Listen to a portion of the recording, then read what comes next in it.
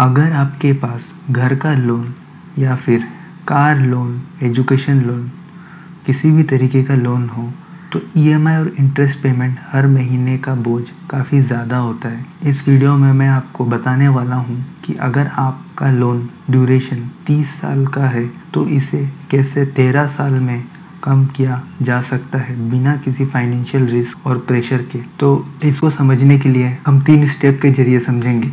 Number 1, what is the structure of EMI. हम ये जानने की कोशिश करेंगे कि ईएमआई कैसे इंटरेस्ट और लोन को पेमेंट करते हैं। And number 2, how does the duration of EMI impact your loan. इसमें हम ये जानने की कोशिश करेंगे कैसे नंबर ऑफ ईयर्स इम्पैक्ट करता है आपकी ईएमआई को।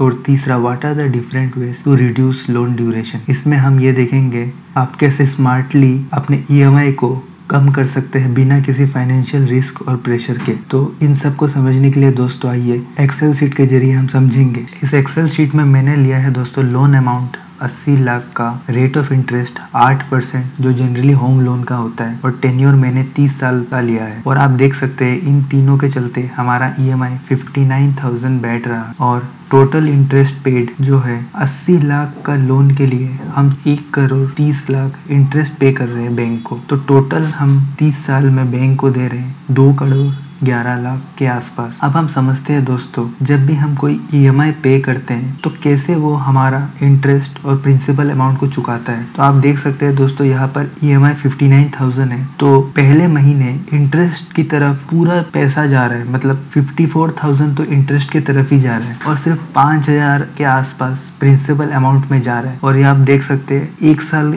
होने के बाद भी अराउंड 53,000 इंटरेस्ट की तरफ जा रहा है और सिर्फ 5,700 रुपए प्रिंसिपल अमाउंट की तरफ जा रहा है। तो हमें ये लगता है कि अगर हम बैंक से लोन लेते हैं तो आधा पैसा इंटरेस्ट की तरफ जाता है और आधा पैसा प्रिंसिपल अमाउंट की तरफ जाता है। तो ऐसा बिल्कुल नहीं होता दोस्तों, आप यहाँ क्लियरली देख सकते हैं। अब हम जाते हैं 120वें महीने, मतलब 10 साल के बाद भी क्या होगा। तो आप देख सकते हैं यहाँ 10 साल के बाद भी अराउंड 47,000 आप इंटरेस्ट पे कर रहे हैं और सिर्फ 12,000 के आसपास आप अपने प्रिंसिपल अमाउंट को चुका रहे हैं। यही हम चलते हैं 240वें महीने, यानी कि 20 साल बाद। तो 20 साल बाद देख सकते हैं दोस्तों अराउंड 50% हो रहा है। आप 32,000 इंटरेस्ट की तरफ दे रहे हैं और 26,000 के आसपास आप अपनी प्रिंसिपल अमाउंट को चुका रहे हैं। अब आप देख सकते हैं दोस्तों, जैसे हमारा टेन्योर बढ़ता जा रहा है तो इंटरेस्ट पेमेंट कम हो रहा है और प्रिंसिपल अमाउंट की तरफ ज़्यादा कंट्रीब्यूशन जा रहा है। अब हम 300वां महीना लेते हैं, यानी कि 25 साल बाद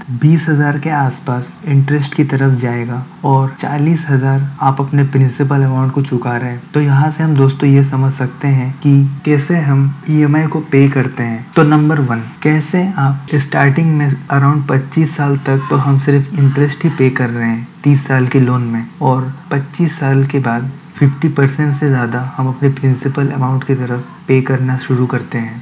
तो दोस्तों आप देख सकते हैं कैसे ईएमआई वर्क करता है। अब आते हैं दोस्तों, how the duration of loan impact your EMI.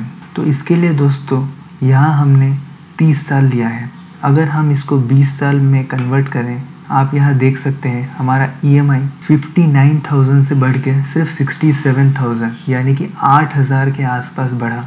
But पहले हम दे रहे थे, मैं फिर से यहाँ 30 साल कर रहा हूँ, पहले हम दे रहे थे 1 करोड़ 30 लाख के आसपास इंटरेस्ट बैंक को, और टोटल अमाउंट जो हम बैंक को पे कर रहे थे वो था 2 करोड़ 10 लाख। बट जैसे ही मैं इसको 20 साल करता हूँ, हम बैंक को टोटल सिर्फ 1 करोड़ 60 लाख रुपए दे रहे हैं और बैंक को हम इंटरेस्ट सिर्फ 80 लाख रुपए दे रहे हैं। तो यहाँ से दोस्तों आप ये समझ सकते हैं कैसे ईयर को कम करने से हमारा इंटरेस्ट और टोटल अमाउंट जो हम बैंक को पे करते हैं वो कम होता है। तो जब भी आप ईएमआई लें, आप कोशिश करिए ज़्यादा से ज़्यादा ईएमआई पे कर सकें और लोन की जो टेन्योर है उसे कम कर सकें। इससे आप जो बैंक को इंटरेस्ट और अमाउंट, टोटल अमाउंट है वो काफ़ी कम पे करेंगे। अब इसी को अगर हम थोड़ा और चेंज करें, मान लीजिए हम 15 साल करते हैं, तो हमारा ईएमआई हो जाता है अराउंड 76,000 के आसपास।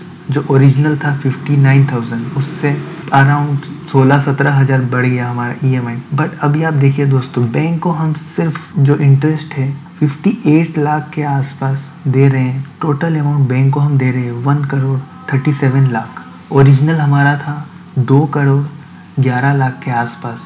मतलब आप देख सकते हैं यही हमारा 70 लाख से ज़्यादा रुपए बच गया। अब हम देखेंगे कैसे स्मार्ट वेज से हम अपनी 30 साल की EMI को 13-14 साल में कन्वर्ट कर सकते हैं। तो इसके लिए आइए दोस्तों मैं फिर से इसको 30 साल कर दूंगा और मैं एक नई चीज़ को अनहाइड करता हूँ जो कि है पे एक्स्ट्रा EMI एवरी ईयर। इसका मतलब दोस्तों आप हर महीने एक EMI पे करते हैं, यानी साल में आप 12 EMI पे करते हैं। तो अगर आप हर साल 13 EMI पे करें, मतलब 12 EMI आपने पे किया प्लस 1 एक्स्ट्रा EMI अगर आप पे करें तो कैसे गेम चेंज होता है।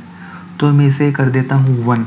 अगर आप हर साल डिसिप्लिन्ड वे में 13 EMI पे करते हैं तो देखिए दोस्तों हमारा जो टोटल अमाउंट है 2,11,00,000 से सीधा 1,75,00,000 के आसपास आ गया है।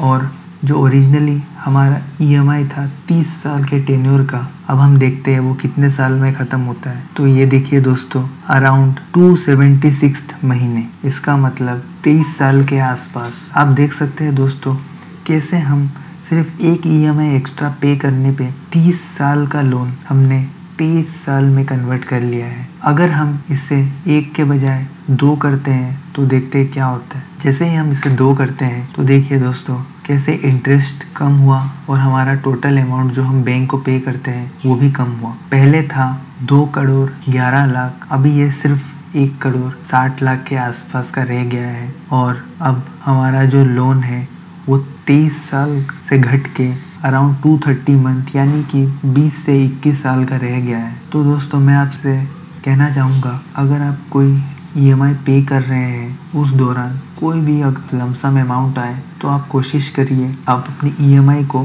प्रीपे करिए, इससे पूरा का पूरा गेम चेंज हो जाएगा। इसे मैं फिर से 0 कर देता हूँ। अब दोस्तों हम सेकंड वे देखते हैं कैसे हम अपनी EMI को इफ़ेक्टिवली रिड्यूस कर सकते हैं। तो इसके लिए मैं फिर से 2 सेल को अनहाइड करता हूँ। इसका मतलब increase EMI by X% every year. तो दोस्तों हम सब नौकरी करते हैं, हर साल हमारा सैलरी 5 से 10% तो बढ़ता ही है। तो अगर हम अपनी EMI को हर साल 5% से भी बढ़ाएं तो देखिए कैसे पूरा का पूरा जो EMI का ड्यूरेशन है घटता है। तो मान लीजिए अगर हम सिर्फ इसे 5% करें तो हमारा जो टोटल अमाउंट पेड है बैंक को वो 2,11,00,000 से घट के सीधा 1,44,00,000 पर आ गया है। और हम देखते हैं स्टार्टिंग में हम पे कर रहे थे अराउंड 59,000 के आसपास, सेकेंड ईयर में हम पे कर रहे हैं 62,000 के आसपास वैसे। और अगर हम अभी देखें हमारा लोन कब ख़त्म हो रहा है तो आप देख सकते हैं दोस्तों 30 साल का लोन सिर्फ और सिर्फ 173rd महीने में ख़त्म हो रहा है। तो दोस्तों अगर हम अपनी EMI को 5% से बढ़ाते हैं हर साल तो हमारा जो लोन है वो 30 साल से घट के सिर्फ 173rd यानी कि 15 साल के आसपास तक का रह गया है। और अगर आप ये दोनों पे करते हैं यानी कि हर साल एक एक्स्ट्रा EMI पे करना और हर साल अपनी EMI को 5% से बढ़ाते हैं तो दोस्तों पहले हम बैंक को इंटरेस्ट काफ़ी पे कर रहे थे और जो टोटल अमाउंट था वो करीब 2,11,00,000 का था, जो अभी घट के 1,40,00,000 के आसपास का रह गया है। यानी अगर आप देखें तो 70 लाख से भी ज़्यादा का पैसा आप बचा सकते हैं इन 2 तरीक़ों से। और जो ओरिजिनली हमारा लोन 30 साल का था वो अब घट के सिर्फ और सिर्फ 162 मंथ यानी कि 13 से 14 साल के आसपास का रह गया है। तो दोस्तों हमने देखा कैसे एक एक्स्ट्रा EMI पे करने से और हर साल अपनी EMI को इंक्रीज़ करने से आप EMI कम कर सकते हैं। तो मेरा रिक्वेस्ट आपसे यही रहेगा, आपने घर का लोन लिया हो, कार का लोन लिया हो, जल्दी से जल्दी उसे प्रीपे कीजिए। जितना हो सके कोशिश करिए कि अपने ड्यूरेशन को कम करने की विद दिस 2 हैक्स। इस एक्सेल शीट को मैं डिस्क्रिप्शन में डाल दूंगा, आप इसे डाउनलोड करके अपने अनुसार चेंज कर सकते हैं और देख सकते हैं कैसे आप अपनी EMI को घटा सकें। आपको बस ये 3 फील्ड चेंज करना है, अपना loan amount, rate of interest और टेन्योर। बाकी सब अपने आप ऑटोमेटिकली कैलकुलेट हो जाएगा। उम्मीद करता हूँ ये वीडियो आपको पसंद आया होगा। जल्दी मिलेंगे अगले वीडियो में।